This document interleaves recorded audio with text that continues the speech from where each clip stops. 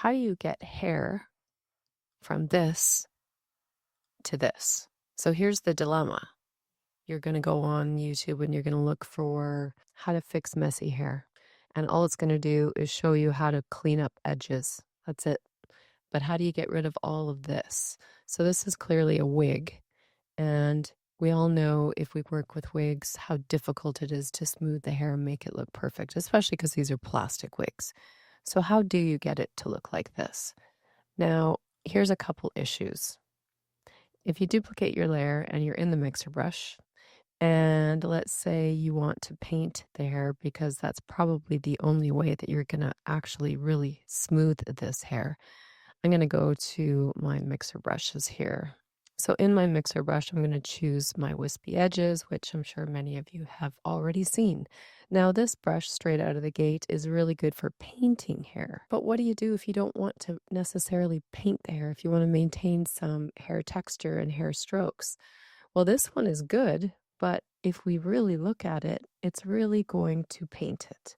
And if your goal is not to paint the hair, then you're not going to get the proper look that you might be going for. Granted, if you make your brush very, very small and you spend an hour or two painting this hair, you could possibly maintain some hair strands and texture to the hair so that it doesn't look painted. But ultimately, if you use this brush or any other painting style brush, this is what's going to happen. You're going to definitely get that overall painting effect. Okay, so that's not what we want. Let's say you want to maintain at least a semblance of photographic detail to the hair. Then what I do is I'm still in my mixer brush, but instead I'm going to go to my everyday set. And in my everyday set, I just have this hair close mixer. And I'm going to choose this. And I'm going to leave all of these settings the way that you see them here. And I'm going to keep this brush very, very small. And again, it's going to take a significant amount of time in doing this. However, if we pull our flow up to 100, let's say, now if we just go over the hairs, we're going to maintain a lot of the details of these hair strands. It's not going to be entirely painted. It's not going to look like there's absolutely no hair strands in with this particular brush. Okay. Now, like I said, it's going to take some time. This is not going to be, a 5 or 10 minute fix. You're going to spend probably 30, 45 minutes doing this so that you can maintain the hair structure. Okay. It's going to take a while. But once you do that, I'll just show you, you are going to end up with something like this. And what I do find that this does is it enables you to get rid of a lot of the mess.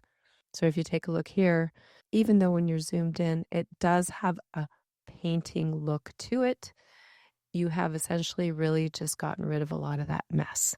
Now, after you've finished getting rid of all of that mess, what you're going to want to do is you're going to want to add back this particular hair texture. And how do you do that? So I'm just going to duplicate this layer for demonstration purposes. So all you do then is you go filter, stylize, oil paint. And once you get into your oil paint filter, these are the settings you're going to want to use. Now, the lighting direction is going to depend on the lighting direction in your portrait. And for me, it was kind of up camera right-ish, 45 degrees, something like that. So I kind of put it right there. Angles at 71. You could go a little more 45, whatever works better for your image. And then the shine is 2.3, and these are all the settings. So make sure that these are the settings that you use if you want this effect.